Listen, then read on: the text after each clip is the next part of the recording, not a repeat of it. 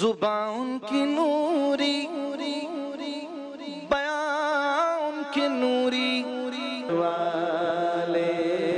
بسم اللہ الرحمن الرحیم۔ سرکار دو عالم صلی اللہ علیہ وآلہ وسلم کی سیرت مبارک کے حوالے سے یہ گفتگو جاری ہے، اور کل ایک واقعہ کی خدمت میں عرض کیا تھا، آج ترتیب وار وہیں سے سلسلہ آگے بڑھاتے ہیں کہ جب سرداران مکہ نے اپنے طور پر ایک بہت ہی ماہر الکلام شخص کو بھیجا تھا سرکار دو عالم صلی اللہ علیہ وآلہ وسلم کے پاس، کہ ان کے پاس جا کر پیشکش کرے کہ آپ کو مال چاہیے مال دے دیتے ہیں، دولت چاہیے دولت دے دیتے ہیں، بادشاہی چاہیے بادشاہی دے دیتے ہیں، سرداری چاہیے سرداری دے دیتے ہیں، بس آپ یہ پیغام، اس پیغام کی ترویج نہ کریں، بہت انتشار ہو جائے گا، بہت مسائل ہو جائیں گے۔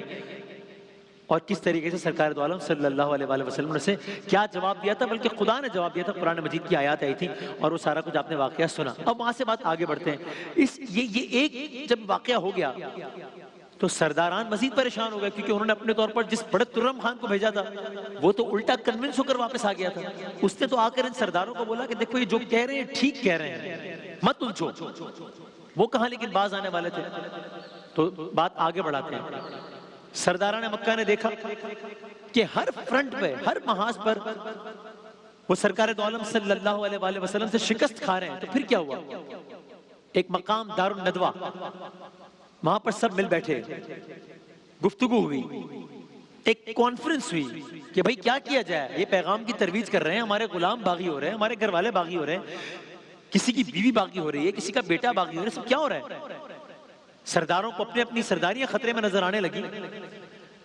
دار الندوہ میں بیٹھ کر سب نے یہ طے کیا، کیا پھر میں نے جملہ عرض کیا تھا کہ بائیکاٹ کا معاملہ کہاں سے شروع ہوا تھا اور پھر شیب ابی طالب تک گیا تھا، وہ آج آپ یہ سنیے۔ سب نے مل کر یہ طے کیا کہ بنی ہاشم پر اب آخری حجت تمام کرتے ہیں۔ وہ کیسے؟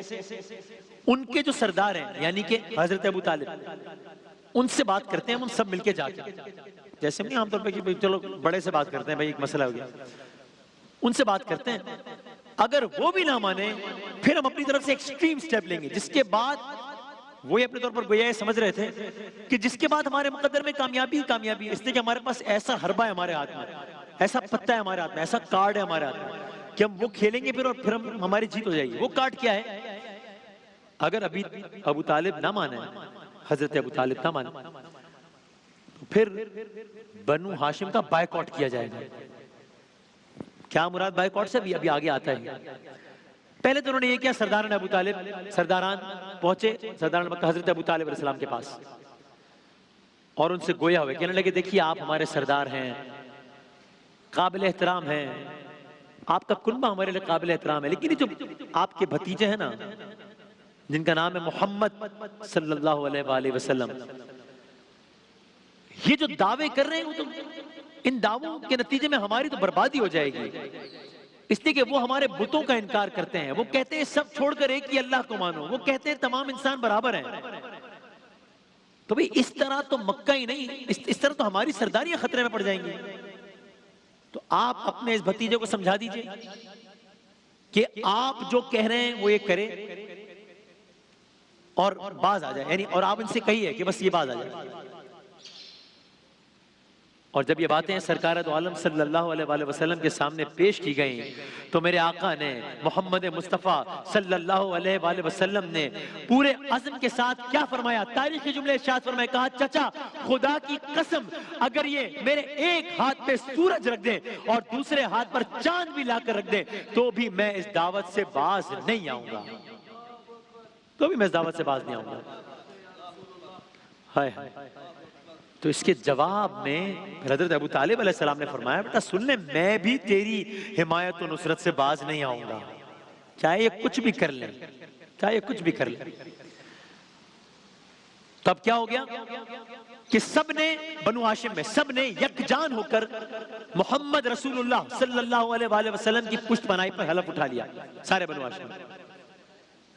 تو ادھر یہ بنو ہاشم سرکار دو عالم کی نصرت پر متحد ہوئے، تو ادھر وہ سردار خاموش ہو گئے ہوں گے کیا، جنہوں نے سوچا تھا کہ ہم آخری حجت تمام کر لیتے ہیں ورنہ بائیکاٹ کریں گے۔ تو ادھر یہ متحد ہوئے، ادھر وہ سب بنو ہاشم کے بائیکاٹ پر متحد ہوئے۔ قسمیں کھائی گئیں، ریٹن کانٹریکٹ معاہدہ تحریر کیا گیا اور اس تحریر شدہ معاہدے کو خانہ کعبہ میں لٹکا دیا گیا، جس کے مطابق تمام کے تمام مکے والے اس بات کے پابند ہوں گے کہ نہ وہ بنو ہاشم سے تجارتی معاملہ کریں گے، نہ وہ بنو ہاشم سے کوئی لین دین کریں گے، نہ کوئی شادی بیاہ ہوگی اس خاندان میں، حتیٰ کہ بات چیت بھی بند ہوگی اس خاندان سے۔ اب یہ بظاہر یہ بڑا سخت معاملہ ہے یہ کہ ایک خاندان کو پوری سوسائٹی آئسولیٹ کر دے، یعنی لین دین نہیں ہوگی، تجارت نہیں ہوگی، کھانا پینا بات چیت نہیں ہوگی، تو رہیں گے کیسے، گزارا کیسے؟ بائیکاٹ، کمپلیٹ بائیکاٹ ایک کنبے کا، ایک خاندان کا۔ حضرت ابو طالب نے کیا کیا؟ ایک گھاٹی تھی جس کا نام کہلایا شیب ابی طالب، یہ سب وہاں جا کر پناہ گزین ہو گئے۔ اب آپ سوچئے یہ کن کی بات ہو رہی ہے، کس گھرانے کی بات، جو کوثر کے مالک ہیں ان کی بات ہو رہی ہے، اور کس عالم میں انہوں نے وقت گزارا؟ شیب ابی طالب۔ آپ آج کل کے زمانے میں، مطلب ظاہر ہے یہ تو کہنے کی بات ہی نہیں، کیونکہ کمپیریزن تو ممکن ہی نہیں ہے نا، ظاہر سی بات ہے، کوئی تصور ہی نہیں ہے اس کا۔ ہم صرف اگر ایک بات سمجھنے کے لیے کہ آج کل کے زمانے میں جو اتنا ڈیولپڈ ورلڈ ہے سارا کچھ، اس میں اگر کسی ایک شہر میں کسی ایک کنبے کے ساتھ یہ ہو جائے کہ باقی پورے کا پورا شہر ان سے بائیکاٹ کر لے، کوئی دکان والا کھانے کو نہ دے، کوئی تاجر تجارت نہ کرے، سب کہیں گے نا کہ بھائی اب اس خاندان کا کیا ہوگا یہ؟ آپ یہ سوچئے اس زمانے میں 1400 سال پہلے یہ سب ہو رہا ہے، اور کس خاندان کے ساتھ ہو رہا ہے؟ تو اب کیا ہوا؟ شیب ابی طالب میں ان اعلیٰ ہستیوں کا، ہمارے ماں باپ قربان ان پر، فدا کا ابی و امی یا رسول اللہ صلی اللہ علیہ وآلہ وسلم، شیب ابی طالب میں سب پناہ گزین ہوئے۔ اور اب یہ وقت دیکھا سرکار دو عالم صلی اللہ علیہ وآلہ وسلم نے اور ان کے چاہنے والوں نے کہ رفتہ رفتہ دن گزرتے گئے، یہاں تک کہ اب جو کھانا تھا وہ ختم ہونا شروع ہو گیا، جو لباس تھے وہ بوسیدہ ہونا شروع ہو گئے، مائیں برتنوں میں پانی ڈال کر بچوں کو بہلاتی ہوں گی گویا کہ جیسے کھانا پک رہا ہے، حتیٰ کہ شیب ابی طالب جو ویسے ہی ایک بنجر وادی تھی، اس میں جو جھاڑیاں وغیرہ تھی ان تک کو کھانے پر مجبور ہوئے۔ ہائے ہائے، لیکن کیا بات ہے کہ ان کے پائے ثبات میں لغزش، سوال ہی پیدا نہیں ہوتا۔ یعنی میں سوچتا ہوں جب میں واقعہ پڑھ رہا تھا اور ہم لکھ رہے تھے کہ اب یہ دنیا کرونا سے گزر رہی ہے، اور آپ وہ دن یاد کریں پچھلے سال کے تقریباً یہی وقت تھا جب کرونا اپنی پیک پر تو اس وقت بھی ہے، لیکن جب جو سارا معاملہ چل رہا تھا لاک ڈاؤن کا سارا کچھ، گلی محلے نہیں، جب پورے کے پورے شہر ویران تھے، اور چلت پھرت میں رکاوٹ کی وجہ سے، کیونکہ موومنٹ پہ ریسٹرکشنز تھی، کتنے لوگ تھے نا، میں سنا کہ جو کرونا سے نہیں بلکہ بھوک کی وجہ سے اس دنیا سے چلے گئے۔ آپ کو معلوم ہے نا کہ سب کو پتا ہے کہ کرونا کا ایک بڑا آسان حل یہ ہے کہ لاک ڈاؤن کر دیں، سب بند کر دیں، سب کرونا نہیں پھیلے گا، لیکن ساتھ ہی یہ کہتے ہیں کہ بھائی آسان نہیں ہے نا، یہ آسان اس لیے نہیں کہ اگر آپ نے موومنٹ ریسٹرکٹ کر دی تو لوگ زندہ کیسے رہیں گے بھائی؟ تو پہلے کرو سب کے گھروں میں کھانا پہنچاؤ تو پھر لاک ڈاؤن کرو، ورنہ تو زندہ کیسے رہیں گے؟ سب سے بڑی رکاوٹ ہی ہے۔ اور یہاں بنو ہاشم ہے جو شیب ابی طالب نے آئسولیٹڈ زندگی گزار رہے ہیں، کتنے عرصے کے لیے؟ ایک دن نہیں، ایک ہفتہ نہیں، ایک مہینہ نہیں، 6 مہینے نہیں، 1 سال نہیں، 2 سال نہیں، 3 سال اس اذیت میں گزارے ہیں، 3 سال۔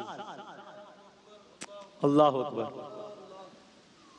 تو شیب ابی طالب میں یوں ہی ایام گزر رہے ہیں بنو ہاشم میں، تقریباً 1000 دن کہہ لیجئے، 1000 دن، اس میں بچے بھی ہیں، مائیں بھی ہیں، بہنیں بھی ہیں، بیٹیاں بھی ہیں، اور یہ کون بچے ہیں، یہ کون مائیں ہیں، یہ کون بہنیں ہیں، یہ کون بیٹیاں ہیں؟ یہ وہ ہیں جن پر ہمارے بچے قربان، جن پر ہمارے ماں باپ قربان، ہماری بہنیں قربان، یہ وہ ہیں۔